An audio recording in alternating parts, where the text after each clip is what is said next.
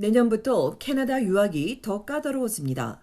연방이민부는 오는 2024년 1월 1일부터 유학에 필요한 생활비의 잔고 증명 기준을 기존 $10,000에서 2배 넘는 2635달러로 올리기로 했다고 밝혔습니다. 2000년대 초 이후 줄곧 $10,000가 유지됐지만 물가가 계속 오르는 만큼 유학생들이 캐나다에서 생활하는데 적절히 대비할 수 있도록 올린다는 게 정부의 설명입니다.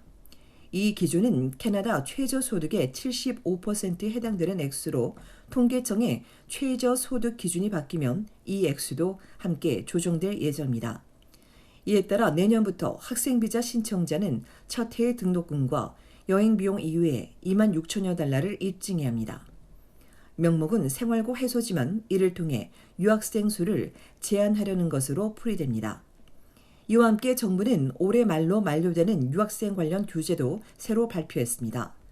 당초 올해 말 종료할 예정이었던 유학생의 근로시간 제한 완화를 내년 4월 30일까지 더 연장하기로 했습니다.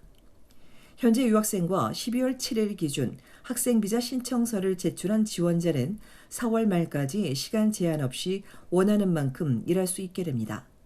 이어 유학생의 근무 시간을 주당 30시간으로 확대하는 등의 옵션도 계속 검토하겠다고 덧붙였습니다. 온라인 수업이 전체의 50%를 넘지 않으면 취업비자에 필요한 교육 시간으로 인정해 주는데 다만 내년 9월 1일 이전에 수업을 시작해야 합니다. 코로나 인력난으로 허용됐던 취업비자 만기 후 18개월 연장은 올해 말로 종료됩니다. 앞선 10월 발표에 따라 정부는 이달부터 학생들 개개인의 입학 허가서를 직접 검증하기 시작했으며 학생 입학 신청서 양식도 변경됐습니다. 한편 캐나다 유학생은 2012년 27만 4천여 명에서 10년 만인 지난해 80만 7천 명으로 3배 증가했습니다.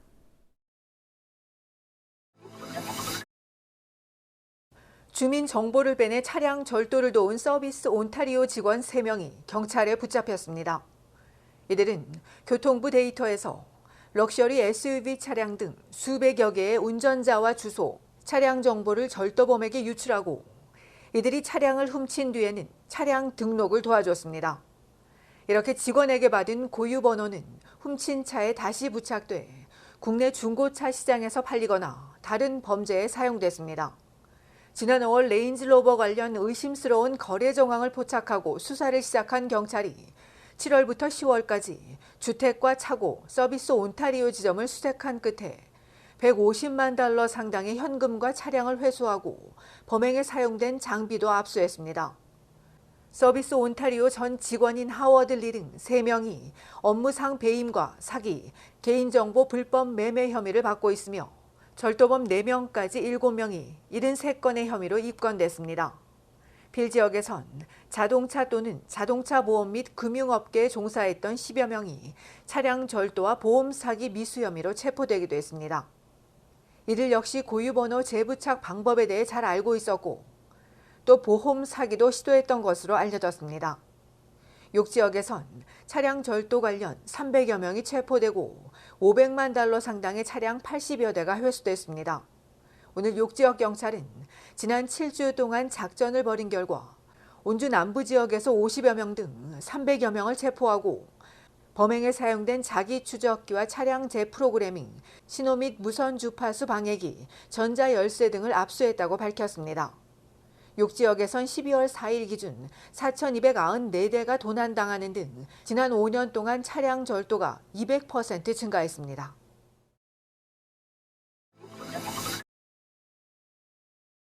온타리오주 감사원이 운전면허 시험의 부실을 지적했습니다.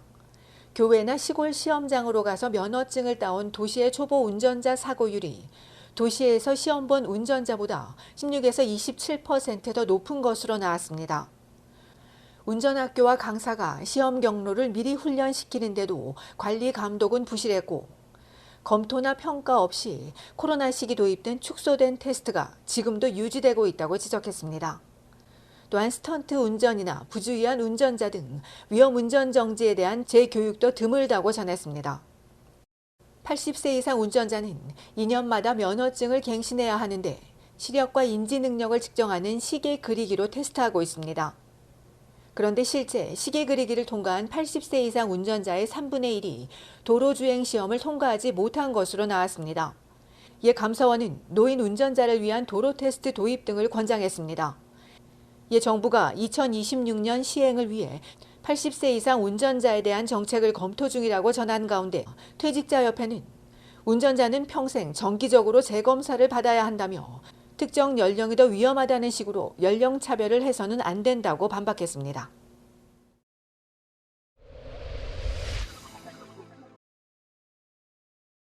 지난 10월 11일부터 11월 24일 사이 시중에 유통된 멕시코산 멜론 일부에서 식품 맥에 박테리아인 살모넬라균이 검출된 이후 캐나다에서 이 멜론을 먹고 지금까지 5명이 숨진 것으로 확인됐습니다. 그동안 3차례 리콜에도 멜론을 먹고 숨진 사망자는 5명에 달했고 퀘벡주 91명, 온타리오 17명, 브리티시 콜롬비아 15명, 대서양주 등 전국 6개 주에서 129명이 발병 증세를 보였습니다. 이들의 45%가 65세 이상이고 30%는 5세 이하 영유아이며 병원에 입원한 사례도 44건에 달하는 가운데 정부는 증상이 없더라도 감염된 사람은 며칠에서 몇 주 후 표면 접촉 등을 통해 다른 사람들에게 퍼뜨릴 수 있다며 자주 손을 씻어야 한다고 당부했습니다.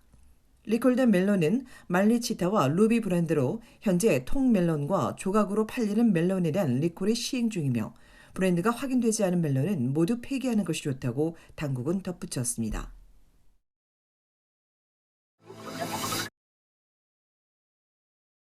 온타리오주 하수검사에서 코로나19 바이러스 활동이 급속히 증가하는 것으로 나타났습니다. 지난해 이맘때 0.98이던 수치가 2배 넘는 2.1%로 뛰었고 본격적인 연휴를 앞둔 만큼 상황이 더 가파르게 악화될 거라고 경고한 당국은 요즘 직장이나 학교, 가정 등 주변에서 많은 감염에 대해 충분히 듣고 있는데도 65세 이상 백신 접종률은 40%, 온 주민이 13%에 그치고 있다며 중증 악화를 막기 위해 백신을 맞고 개인 방역 수칙을 준수해야 한다고 강조했습니다. 지역별로 광역 토론토는 1.6, 중서부 지역은 3.65에 달해 1년 전보다 5배 이상, 동부 지역도 2.78로 3배 급증했습니다. 당국은 80세 이상 800여 명, 70세 이상 700여 명 등 1,800여 명이 입원, 환자가 늘고 있지만 중환자는 100명에서 거의 늘지 않고 있다며 코로나와 독감 RSV까지 호흡기 질환자가 증가하는 만큼 모두가 경계를 늦추지 말 것을 덧붙였습니다.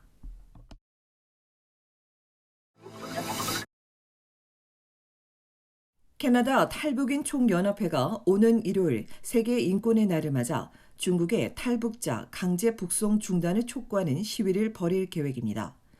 연합회는 최근 중국이 북중 국경지역 변방대 등지에 수감되어 있던 신생아와 임산부 등 탈북민 600여 명을 강제로 송환한 데 이어 탈북자 2,600여 명이 송환 위기에 처해 있고 지금도 탈북민 체포가 계속되고 있다고 지적했습니다.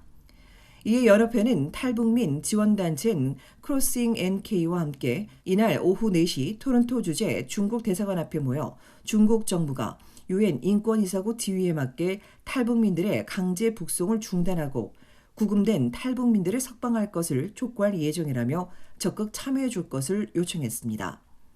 한편 최근 유엔 본부에서 열린 인권 관련 행사에서 한 탈북 여성이 중국 당국에 의해 강제로 북송된 동생을 찾을 수 있도록 국제사회가 도와줄 것을 호소하기도 했습니다.